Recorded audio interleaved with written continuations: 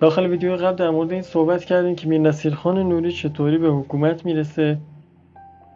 اوایل حکومتش بلوچستان گفتیم که اتحاد کاملی نداره و یه جورایی تحت ظلم نیروهای دور و اطرافشه، از جمله نیروهای افغان. اما میرنصیرخان نوری موفق میشه بلوچستان رو کامل با همدیگه متحد بکنه.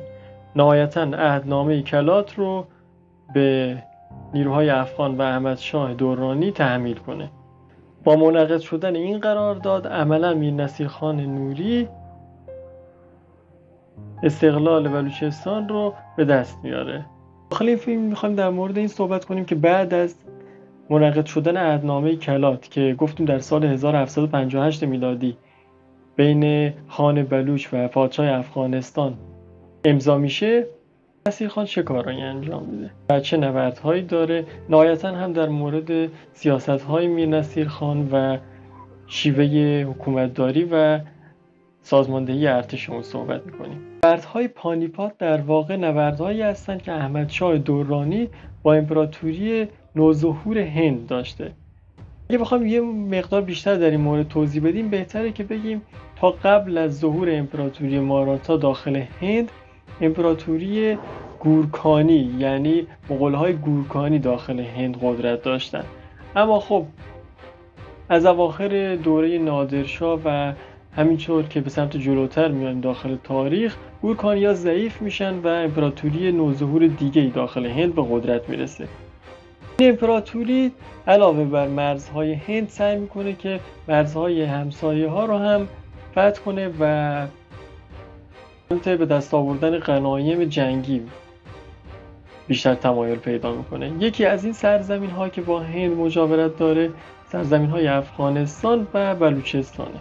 حتی احمدشاه درانی 5 نبرد با این امپراتوری انجام میده که همشون به شکست منجر میشن.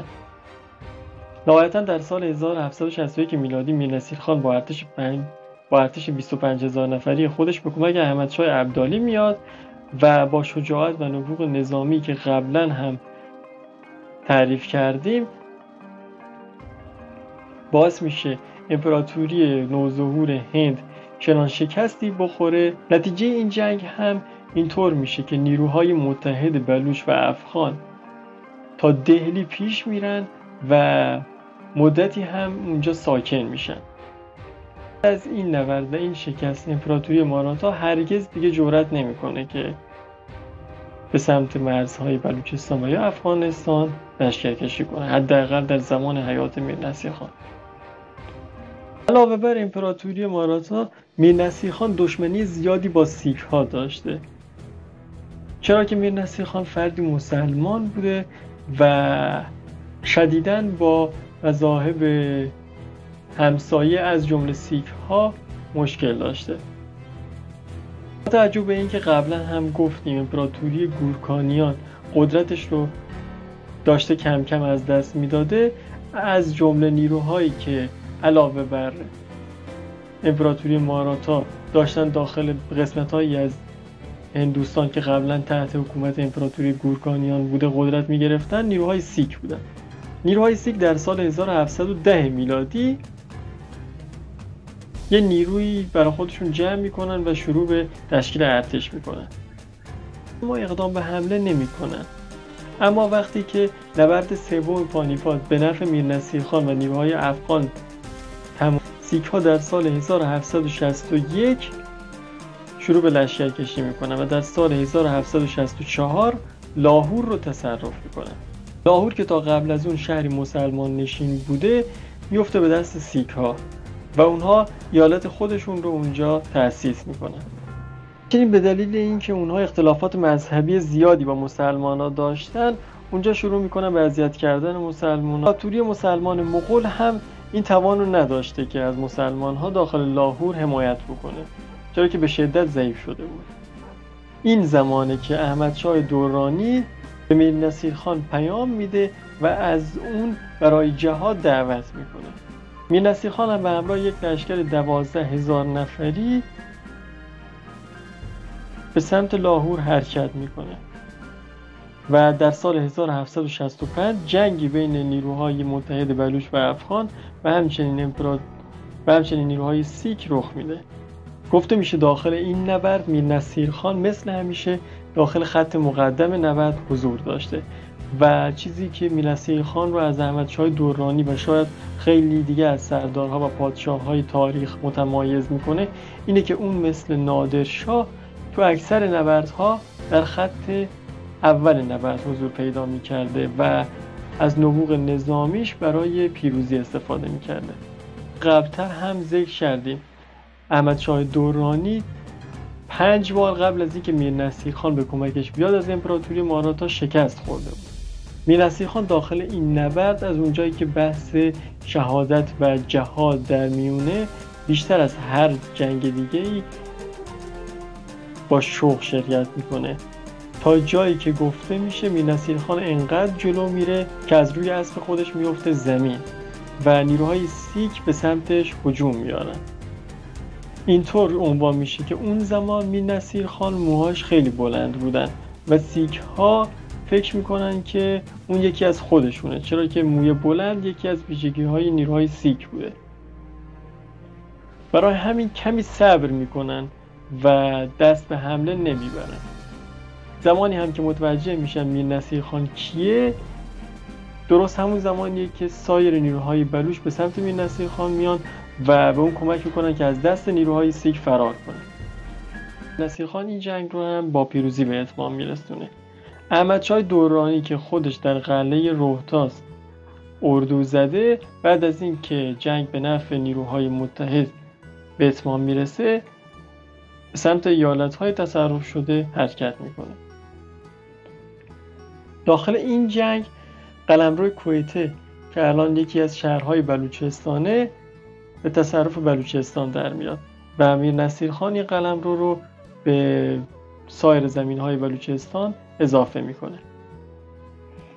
علاوه بر این شهرهای دیگه از جمله دراجات، ملتان و جهنگ هم طی این حمله به تصرف میر نصیرخان در میان، اما میر نصیرخان از اضافه کردن اونها به بلوچستان امتناع میکنه. دلیل این امتناع میر نصیرخان چندان برای کسی مشخص نیست، اما با توجه به روحیات میر نصیرخان و سایر شواهد میتونیم اینطوری نتیجه بگیریم که میر نصیرخان ترجیح میداده فقط شهرهای بلوچ نشین تحت تصرف و تحت الحمایه اون باشن و سایر شهرها رو چندان بهشون میلی نشون نمیداده. علاوه بر این که هدف میر نصیرخان از این حمله جهاد بوده و شاید نمیخواسته با جمع کردن غنایم و سایر چیزها اجرش کمتر بشه. اما همونطور که گفتیم میر نصیرخان به خاطر موهای بلندش موفق میشه نیروهای سیک رو فریب بده تا با کمک نیروهای بلوچ از دست اونها فرار کنه و از کشته شدن خودش جلوگیری بکنه.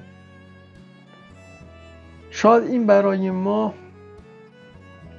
یه چیز مثبت باشه و اینطور تصور بکنیم که میر نصیرخان از این اتفاق خیلی خوشحال شده که کشته نشده توسط سیک ها. اما اینطور عنوان میشه که میر نصیرخان بعد از اینکه به اردوگاه خودش برمیگرده سریعا دستور میده که یه آرایشگر به چادرش بیاد و موهای بلند اون رو مطابق با الزامات شرعی کوتاه کنه. همچنین اینطور گفته میشه که میر نصیرخان بعدها هم از اینکه شهادت در راه خدا و جهاد نصیبش نشده بسیار پشیمون بوده و از این اتفاق ناراحت. اما سازمان نظامی ارتش در زمان میر نصیرخان باید به خوبی سازماندهی می شده، چرا که نبردهایی که میر نصیرخان انجام داده و همگی اونها رو با پیروزی به اتمام رسونده نیازمند یک ارتش قوی هستند طبیعتا. البته اینجا باید بگیم که بلوچ ها از همون قدیم الایام ذاتاً گروهی مبارز بودن و قبیله های بلوچ همگی قبیله های مبارز بودن. این گفته را حتی فردوسی هم داخل شاهنامه خودش عنوان میکنه که بلوچ ها مردمی با روحیه جنگجو هستن و میتونیم بگیم که یه جنگ و نبرد یه جورایی توی خونشونه.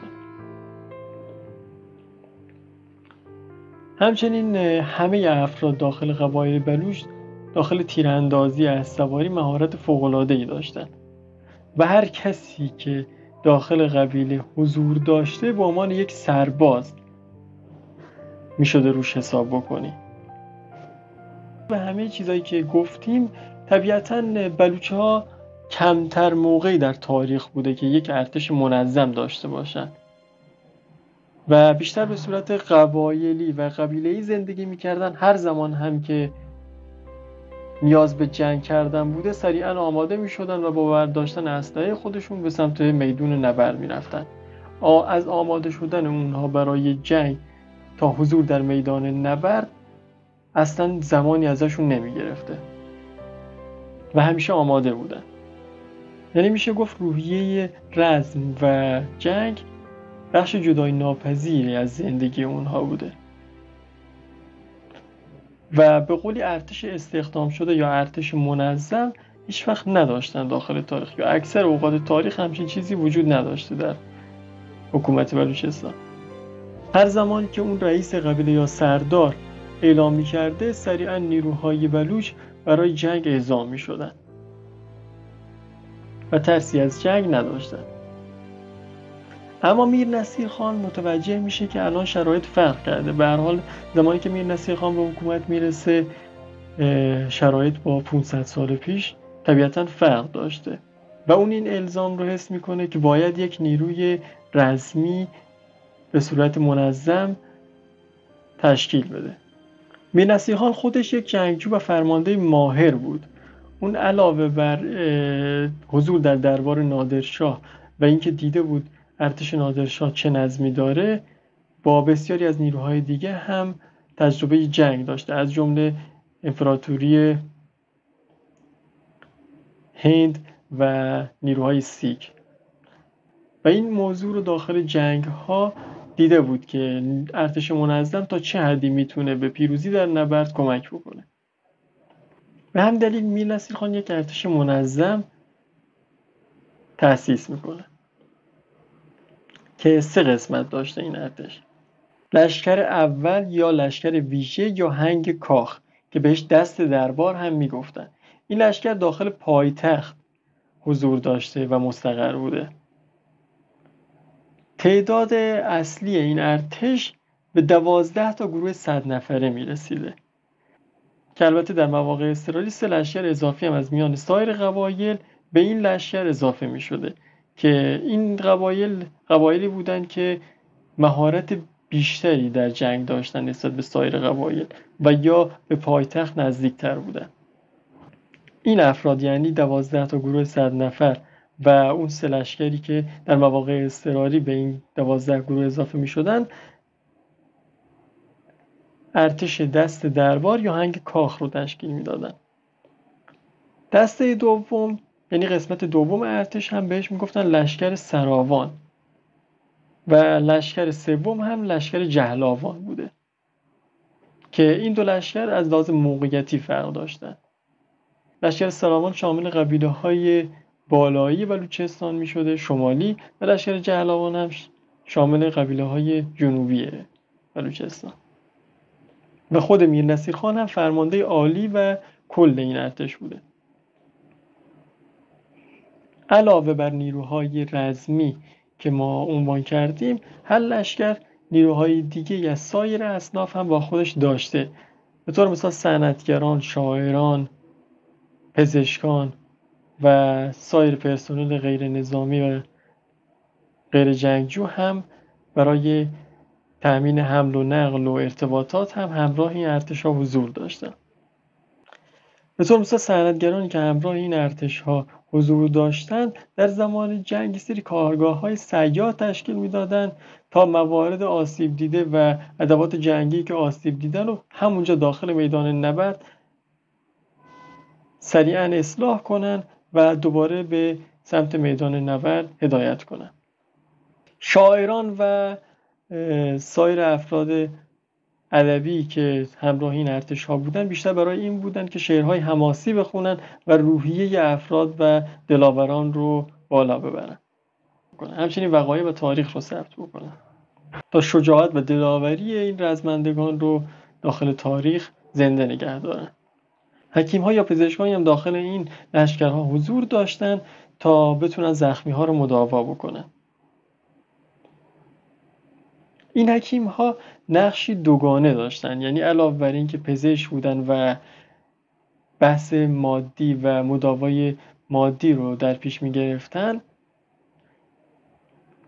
به اقامه نماز جماعت و تبلیغ ارزش‌های معنوی هم می‌پرداختن. و میشه گفت بیشتر اونها از نسب پیامبر و فرزندان اون بودن.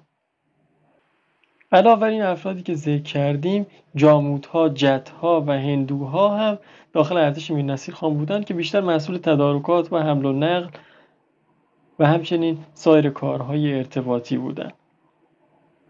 با توجه به مسائلی که گفتیم میشه اینطوری نتیجه گرفت که هر بلوچ که داخل قبیله خودش زندگی میکرده به عنوان سرباز ارتش بلوچستان به حساب میشده و در طول درگیری‌های نظامی به تقویت ارتش کمک میکرده. علاوه تقسیماتی که گفتیم و توضیح دادیم که میرنصیر خان این تقسیمات رو برای ارتش مشخص کرده، یک کار دیگه هم که میرنصیر خان اون موقع کرده بود و ما تعجب به این عمل میتونیم به نبوغ نظامی میرنصیر خان پی ببریم، اینه که میرنصیر خان اون موقع یکی دسته‌ای رو مأمور این کرده بود که اطلاعات جمع آوری کنن. یعنی یه جورایی یه گروهک اطلاعاتی مشخص کرده بود از افرادی که این استعداد رو دارن تا تاکتیک نظامی تعیین کنن و با توجه به اطلاعاتی که از دشمن به دست میارن پیروزی نبرد رو تضمین کنن. اون موقع به این افراد چاری میگفتن. اما ادوات جنگی و اسلحه هایی که اون زمان مردم بلوچ و ارتش بلوچستان داشته بیشتر سلاح‌های سنتی بودن، همون شمشیر و سپر و اون چیزایی که به صورت سنتی وجود داشتن از قبل، و توپخانه بلوچستان خیلی وسعتی نداشته. میرنصیر خان اما این توپخانه و ادوات جنگی از جمله تفانچه و باروت رو بسیار گسترش میده و به نسبت قبل از خودش ارتش بلوچستان رو با این ادوات جنگی مجهز میکنه. برای حمل و نقل هم میرنصیر خان بیشتر از شتر استفاده میکرده. با توجه به حالا مسیرهای بلوچستان توی اون زمان که بیشتر بیابانی بوده، بهترین وسیله حمل و نقل طبیعتاً شتر داخل این منطقه.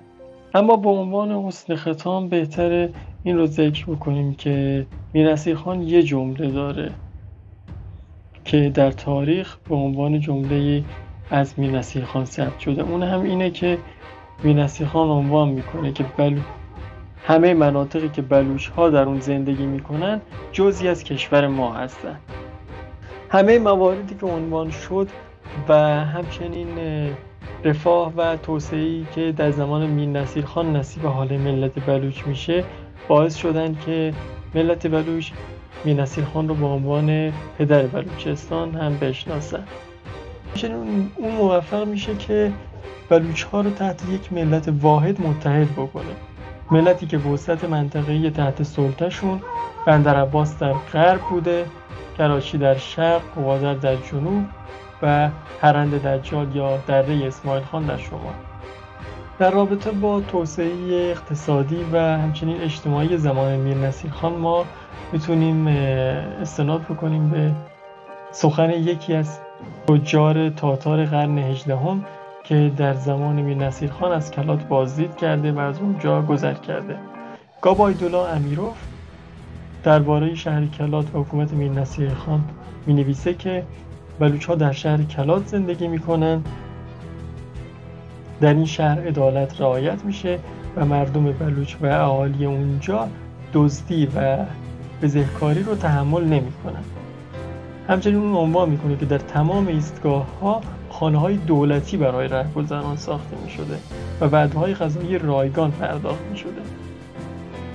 نهایتا هم اینطور میگه که نقش نصیر خان در رونق و بقای اقتصادی کلات کاملا چشمگیره و میرنصیر خان مطمئن شده که زمین به صورت رایگان در اختیار کشاورزان قرار میگیره. همه این حرفایی که تا الان ما رو به این نتیجه میرسونه که میر نصیرخان در رونق و شکوفایی اقتصادی حکومت بلوچستان نقش زیادی داشته و در زمان اون بلوچ‌ها در آسایش به سر می‌بردن و استقلال خودشون رو حفظ کرده بودن.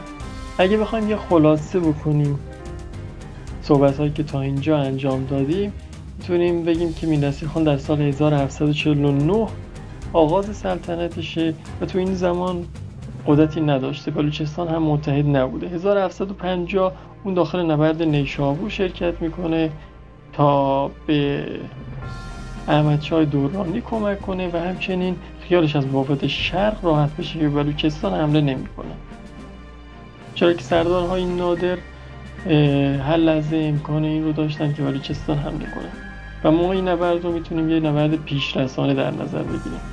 در سال 1758 هم ما معاهده کلات رو داریم و اینکه میر نصیرخان موفق میشه احمدخان رو شکست بده، استقلال بلوچستان رو به دست بیاره.